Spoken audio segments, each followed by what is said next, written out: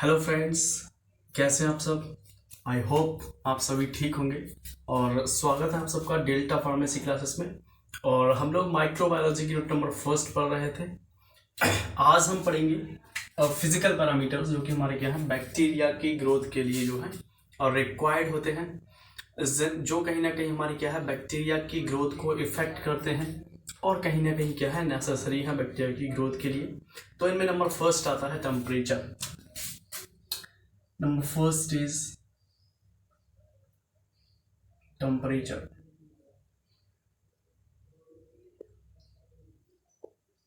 Friends, हमारे जो bacterias होते हैं वो जिस मीडियम में ग्रो करते हैं उसका एक पर्टिकुलर टेम्परेचर होता है।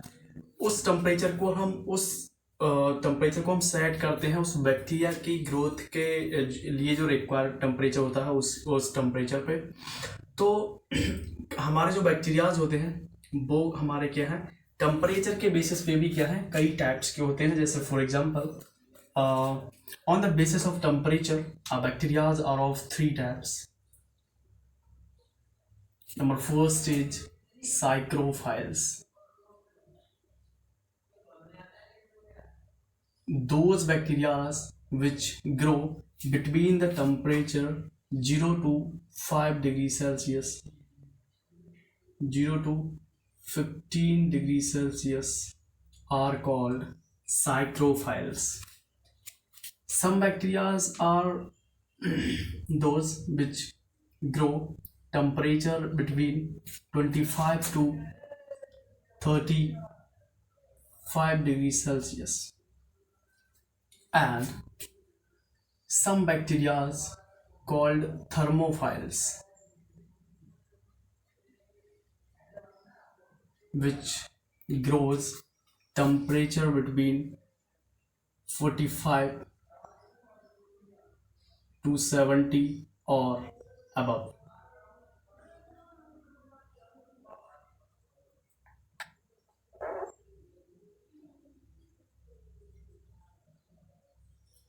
तो हमारे जो साइक्रोफाइल्स होते हैं ये हमारे क्या है 0 से 15 डिग्री सेल्सियस टेम्परेचर के बीच में क्या है ग्रो होते हैं। एंड हमारे जो मीजोफाइल्स होते हैं वो 25 से 35 डिग्री सेल्सियस टेम्परेचर के बीच में क्या है ग्रो होते हैं। एंड थर्मोफाइल्स हमारे ऐसे बैक्टीरियाज होते हैं जिनकी जो ग्रोथ है वो उनके ग्रोथ के लिए जो ऑप्टिमम टेम्परेचर है, maximum temperature that is 45 to 70 और अबव, 70 से ज़्यादा भी हो सकता है बट मोस्टली जो ऑप्टिमम टेम्परेचर है वो 45 टू 70 डिग्री सेल्सियस होता है। तो टेम्परेचर हमारा क्या है एक फिजिकल पैरामीटर है जो कि हमारी क्या है इम्पोर्टेंट है for the growth of bacteria और ये कहीं ना कहीं इफेक्ट भी करता है। Suppose if bacteria are thermophiles and we are providing him temperature 25 degrees Celsius, then how they can grow? It is not possible to bacteria can grow up to 25 degrees Celsius, which are psychrophiles. So we should need to understand that the bacteria which we are growing are which type?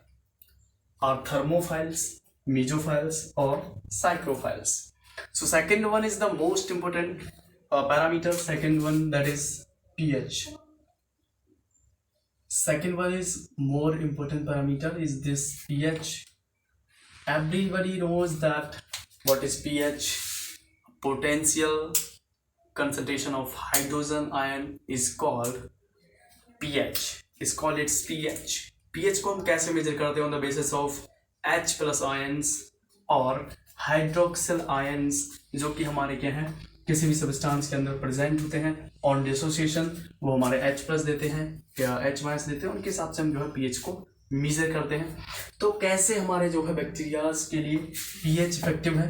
तो अगर हम pH की बात करते हैं तो ये भी हमारे क्या है डिफरेंट बैक्टीरियाज के लिए डिफरेंट pH की रिक्वायरमेंट होती है। तो pH के on the basis of pH bacterias also classified into three types. Number first is acidophils,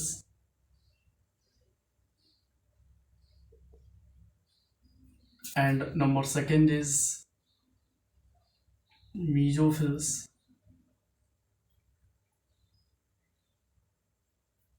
and Third one is basophils. So by the name you can easily understand that acidophils means those bacteria which grow in the acidic medium are called acidophils, like 0 to 6 pH, right? 0 to 6.5. These are called acidophilous bacteria. And those bacteria which grow in neutral medium, which required neutral pH, are called mesophils. So the pH which is required for mesophils is between 6.5 to 7.5. And basophils are those type of bacteria which grow in basic medium. So for the growth of basophils, we need to require basic medium that have a pH between 7.5 to 14. You know pH scale contains pH value 0 to 14. So ये हमारे क्या है, pH के basis पर bacterias का classification है. तो हमें डिफरेंट टाइप के बैक्टीरियाज के लिए डिफरेंट हमारी क्या है पीएच की रिक्वायरमेंट होती है. फॉर एग्जांपल अगर बैक्टीरिया एसिडोफिल्स है और उन्हें हम बेसिक मीडियम प्रोवाइड करा रहे हैं या न्यूट्रल मीडियम प्रोवाइड करा रहे हैं, that means bacteria can not grow in that medium because it is not favourable for their growth, so they cannot grow or less grow. So that bacteria like acidophils, if you are providing acid medium for the growth of acidophils, then they show the highest maximum or optimum growth in that medium. So I think you all have to understood very well. And third one that is a requirement is gaseous requirement, is also a physical parameter which is required for the growth of bacteria. So third one is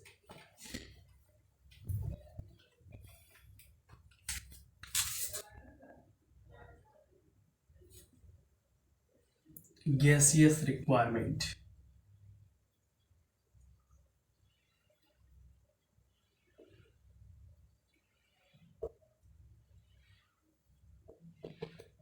You know, for the growth of bacteria, जो हमारी measurable gases होती हैं वो हमारी दो ही होती है, एक ऑक्सीजन होती है, एक कार्बन डाइऑक्साइड होती है. एंड जो हमारी नीड है या जो रिक्वायरमेंट है बैक्टीरियाज की, वो हमारी डिपेंड होती है, वो हमारी बेस्ड होती है बैक्टीरिया के टाइप पर, क्योंकि बैक्टीरिया भी हमारे क्या होते हैं. On the basis of gaseous requirement, bacterias are of two types. Number first is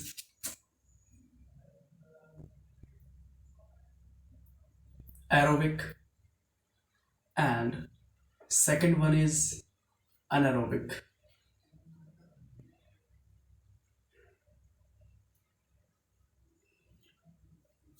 तो एरोबिक हमारे ऐसे बैक्टीरियाज होते हैं which grow in presence of O2. ये हमारे क्या है, ऑक्सीजन की प्रेजेंस में ग्रो होते हैं. या एरोबिक टाइप के जो बैक्टीरियाज होते हैं उनकी ग्रोथ के लिए हमें क्या करना पड़ता है, ऑक्सीजन की हमें क्या है रिक्वायरमेंट होती है for the growth of aerobic bacterias. Now we will talk about the anaerobic bacterias. So anaerobic bacterias are those bacterias which grow in the absence of oxygen or in carbon dioxide gas are called anaerobic bacteria. So we can say that they grow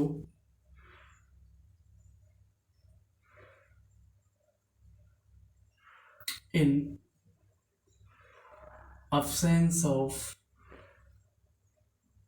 oxygen or they grow in oxygen free environment. और next lecture में हम लोग इसी के बारे में बात करेंगे कि हमारे जो एनारोबिक बैक्टीरियाज होते हैं इनको ग्रो कराने के मेथड्स पढ़ेंगे, क्योंकि हम कल्चर मीडिया को कैसे बैक्टीरिया को कैसे ग्रो कराते हैं प्योर कल्चर मीडियम में, वो तो हम पहले ही पढ़ चुके हैं. हम एनारोबिक बैक्टीरियाज के मेथड्स पढ़ेंगे कि हम एनारोबिक बैक्टीरियाज को कैसे ग्रो करा सकते हैं, तो वो हम नेक्स्ट लेक्चर में पढ़ेंगे. और ये हमारे क्या है, एनारोबिक और एरोबिक भी क्या है, सब क्लासीफाइड हैं बहुत सारे टाइप्स में. इससे मैं बात करूँ एरोबिक बैक्टीरियाज की, तो हमारे एरोबिक जो बैक्टीरियाज होते हैं ये भी हमारे क्या है, like chemo photosynthetic no photosynthetic, sorry, chemosynthetic and photosynthetic bacterias.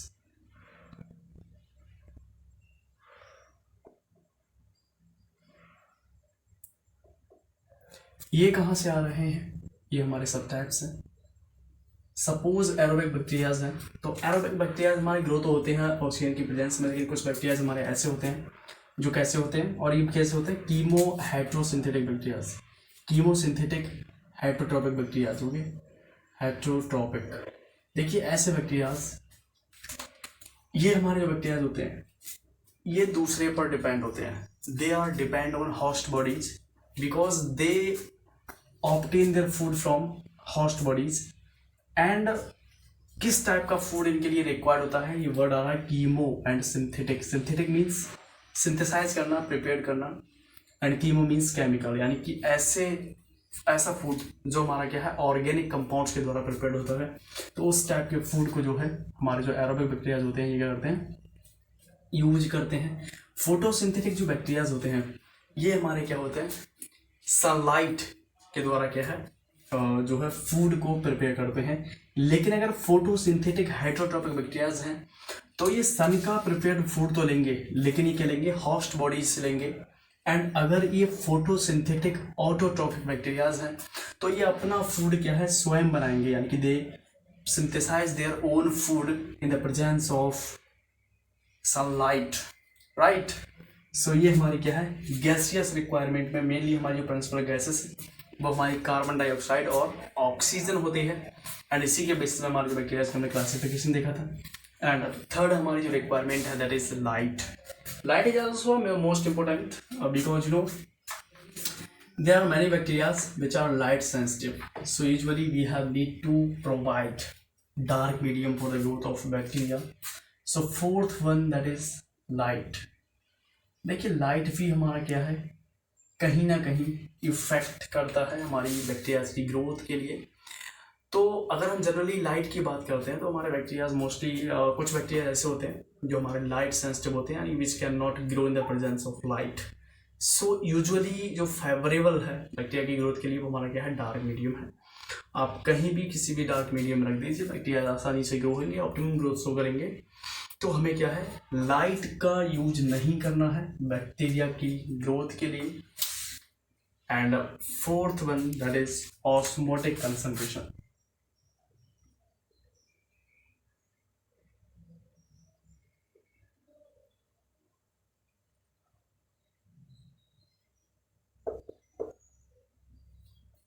देखिए अगर हम ऑस्मोटिक कंसंट्रेशन की बात करें तो we already have studied about the cell wall की मैंने आपको टिपिकल स्ट्रक्चर के बारे में बताया था। तो मैंने आपको बताया था कि सेल बॉल होता है उसका फंक्शन क्या होता है कि हमारे जो बैक्टीरियाज होते हैं उनको वेस्टिंग होने से बचाता है। क्या सेल बॉल प्रिवेंट करती है, अवॉइड करती है वेस्टिंग को। तो वो ऑस्मोटिक वेस्टिंग होती है। तो ऑस्मोटिक कंसंट्रेशन का मतलब है कि बैक्टीरियाज के अंदर जो फ्लूइड है और बाहर जो फ्लूइड है, for example this is bacteria, okay, and इसके अंदर जो फ्लूइड है that is hyper osmotic, that is hyper osmotic. And हम ये जो बैक्टीरिया हमारी बॉडी के अंदर एंटर किया है तो हमारे जो फ्लूइड्स हैं वो कैसे हैं hypo osmotic. And you know when concentration varies what happens there? A fluid start to enter inside this, you know, a cell wall is become very porous, so it is not a good barrier for their transportation of the fluid inside this, that it can be easily flow. But here one is layer also that is called cell membrane। यहाँ पर एक layer होती है, इसको हम कहते हैं cell membrane कहते हैं। तो ये हमारी जो सेल मेम्ब्रेन होती है इसका क्या है जो है फंक्शन होता है कि ये हमारी क्या है बैक्टीरिया की जो फ्लूइड है उसको क्या है एक प्रकार से ये क्या है बैरियर है। तो ये हमारा क्या है एंटी प्रोवाइड करेगा फ्लूइड को अंदर। अब क्या होगा जब ये फ्लूइड अंदर जाएगा तो हमारा क्या होगा जैसे जैसे फ्लूइड अंदर जाएगा यानी कि कंसंट्रेशन तो डिक्रीज होने लगेगी, लेकिन जब फ्लूइड बढ़ने लगेगा तो बैक्टीरिया का जो साइज है वो बढ़ने लगेगा। आप कह सकते हैं बैक्टीरिया क्या है स्वेल होना स्टार्ट हो जाएगा। एंड हमारी जो सेल बॉल है इसका जो काम है वो ये है कि उसके बैक्टीरिया को शेप को जो है फिक्स करता है, यानी कि ऑस्मोटिक जो प्रेशर उसको मेंटेन रखता है, जिसकी वजह से जो बैक्टीरिया होते हैं वो क्या होते हैं जो है वस्ट नहीं हो सकते हैं। तो ऑस्मोटिक अगर वेरिएशंस की बात करते हैं या ऑस्मोटिक कंसंट्रेशन की बात करते हैं तो ये कहीं ना कहीं जो बैक्टीरिया की ग्रोथ है उसके लिए ज़्यादा इफेक्टिव नहीं है, बिकॉज बैक्टीरिया जो है ऑस्मोटिक कंसंट्रेशन को टोलरेट कर लेते हैं due to the presence of cell wall. So osmotic concentration is not more effective for growth of bacteria because bacteria can tolerate easily the variation of concentration, variation of osmotic concentration, so it is not more effective for the growth of bacteria. So friends, today we already have studied about the physical parameter which is required for the growth of bacteria, and thank you so much. Keep it up, watch it regularly, and share and subscribe my channel, and also press bell icon for updated